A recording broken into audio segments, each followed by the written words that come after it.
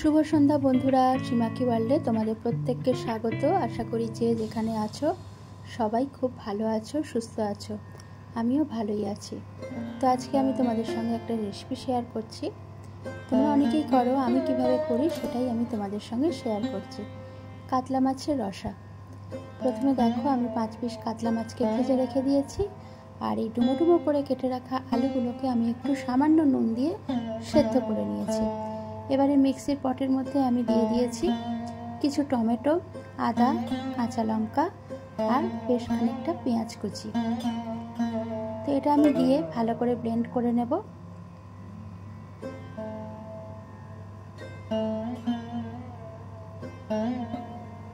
এরপরে আমি কড়াইতে বেশ খানিকটা সর্ষের তেল দিলাম এবং সর্ষের তেল দেওয়ার পরে আমি দিলাম একটু জিরে আর দিলাম দুটো শুকনো লঙ্কা।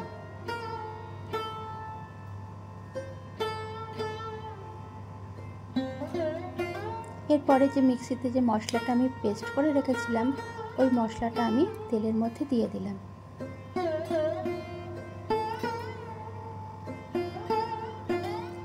গ্যাসের ফ্লেমটা এই সময় একটু মিডিয়ামে রাখতে হবে, বেশি জোরে দেওয়া চলবে না। তারপরে আস্তে আস্তে এটা নাড়াচাড়া করতে হবে। এরপরে আবার আমি মিক্সির পটের মধ্যে কিছুটা টক দই, একটু হলুদ, লঙ্কা গুঁড়ো, জিরে গুঁড়ো এগুলো দিয়ে 2 বার ঘুরিয়ে নিলাম।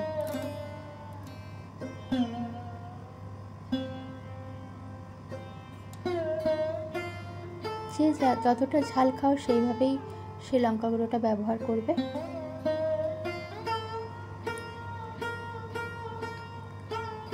এরপরে দেখো, আমি ওর মধ্যে সামান্য একটু জল দিয়েছিলাম দইয়ের পেস্টটার মধ্যে দিয়ে।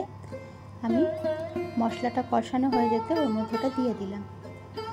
জল দিয়ে দিলে হয় কি, দইটা দিলে কোনো অসুবিধা হয় না। যাই হোক, আর এই সময় গ্যাসের ফ্লেমটা অবশ্যই লো করে রাখতে হবে।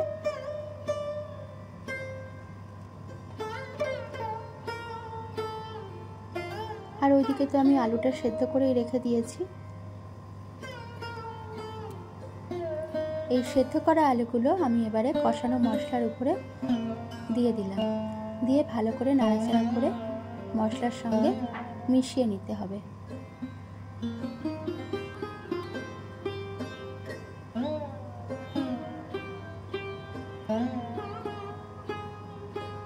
সামান্য একটু চিনি দিলাম, এতে টেস্টটা আরো ভালো হয়। তোমরা যারা পছন্দ করো না তারা স্কিপ করে দিও। আর নুন দিয়ে দিলাম স্বাদ মতো, যার যতটা দরকার সে সেভাবেই দেবে।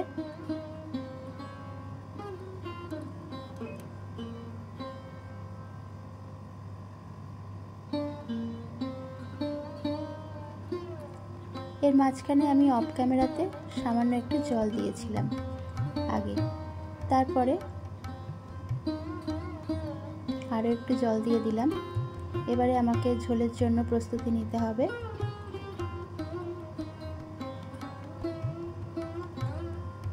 জল পরিমাণ মতো দিয়ে আমি কয়েকটা গোটা কাঁচা লঙ্কা আমি দিয়ে দিলাম।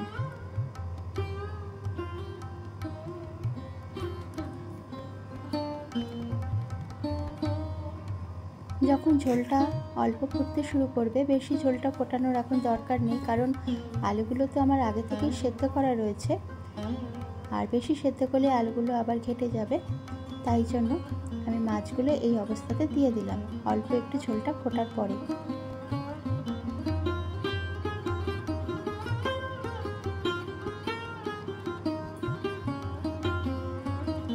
কিছুক্ষণ পরে ঢাকাটা খুলে আমি দেখে নিলাম একবার যে ঠিকঠাক কতটা ঝোলটা গাঢ় হয়েছে।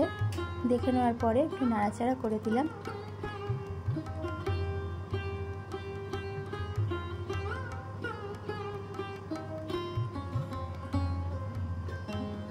যেহেতু আমি আলুগুলোকে আলাদা করে ভাজিনি, সেই জন্য আলুগুলোর রং খুব একটা লাল হবে না।